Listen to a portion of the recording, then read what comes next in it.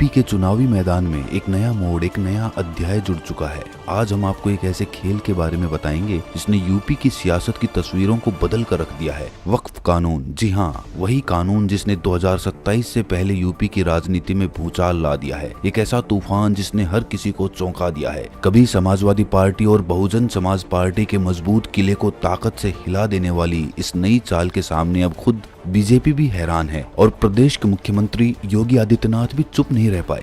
मायावती को भी अब मोर्चा खोलना पड़ा है, जबकि चंद्रशेखर आजाद, जिनकी रणनीतियों से अमित शाह तक अनजान थे, एक ही झटके में चाणक्य नीति और कानून की नजाकत को बदलते नजर आ रहे हैं। सच मानिए, यूपी की सियासत में अब तक मुसलमानों के वोटों का सबसे बड़ा ठेकेदार माना जाता था अखिलेश यादव जी की समाजवादी पार्टी को। लेकिन अब क्या हुआ? चंद्रशेखर आजाद ने वो चमत्कारी चाल चली जो किसी ने सोची भी नहीं थी। शाहजेब रिजवी, जो आरएलडी के महासचिव थे, उन्होंने अचानक इस्तीफा दिया और जिस पार्टी को उन्होंने चुना वो कोई और नहीं बल्कि आजाद समाज पार्टी है।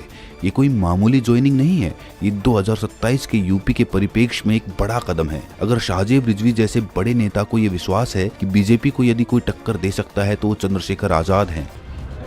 जब एक गरीब का बेटा अपने लोगों की लड़ाई लड़ने के लिए खड़ा होता है तो बहुत लोगों को तकलीफ होती है। ये आपके बीच का प्राइमरी स्कूल के हेडमास्टर का बेटा आपकी ताकत से, आपने दी ताकत दी, आपने सम्मान दिया कि आज इनकी आंखों में चुभने लगा है। मैंने कभी आपको निराश नहीं किया। आप जानते हो नहीं जानते इस बात को। यकीन मानिए, ये खबर अब हर गली मोहल्ले में भूचाल ला सकती है। आपको बता दें कि उत्तर प्रदेश में मुसलमानों की संख्या लगभग 20% है और यही वोटिंग पावर अब 150 सीटों पर प्रभाव डालने वाली है। ये वो सीटें हैं जहां मुसलमानों का वोट सबसे निर्णायक साबित होता है। अब यूपी में फिजा बदलने का खतरा मंडरा रहा है। राजनीतिक जानकारों का कहना है कि बीजेपी के लिए ये कानून बैकफायर भी बन सकता है, क्योंकि हिंदुओं को इससे कोई खास फायदा नहीं होने वाला है, लेकिन मुसलमानों में नाराजगी का खतरा बहुत बढ़ गया है।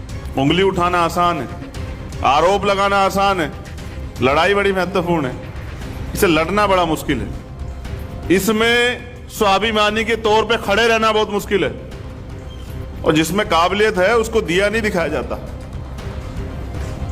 घर से निकल के अपने परिवार को छोड़ के आइए तो सही मैदान में, पता तो लगे। माँ हाथ खींच लेती है जब पता लगता है कि वहां बेटा जाएगा तो मर सकता है, मुकदमा हो सकता है, जेल हो सकती है, तो घर वाले कहते हैं अपना काम कर ले। ये अगर हम कहीं से सीखे हैं सब लोग, तो वो सीखे अपने महापुरुषों के संघर्ष से, उनके बलिदान से, जिसकी परवाह उन्होंने नहीं की। अगर इस जीवन की परवाह की होती तो मेरे आदर्श साहब का आशीराम आज इस अवस्था में मुझे। चंद्रशेखर आजाद इस मौके का फायदा उठाकर मुसलमान समाज में अपनी पकड़ बना रहे हैं और इसका असर अब साफ नजर आ रहा है। ये देखना और भी दिलचस्प होगा और चंद्रशेखर आजाद का नया रुझान बीजेपी के लिए सरदर्द बनेगा या फिर ये आग बुझते ही गायब हो जाएगी। क्या सच में 2027 में ये रास्ता चंद्रशेखर को सत्ता तक पहुंचाएगा? आपका इस पर क्या कहना है? कमेंट्स में जरूर बताएं। फिलहाल इस वीडियो में इतना ही। ऐसी ही खबरें देखते रहने के लिए वीडियो को लाइक करें और हमसे जुड़े रहें। जय भीम, नमो बुद्धाय।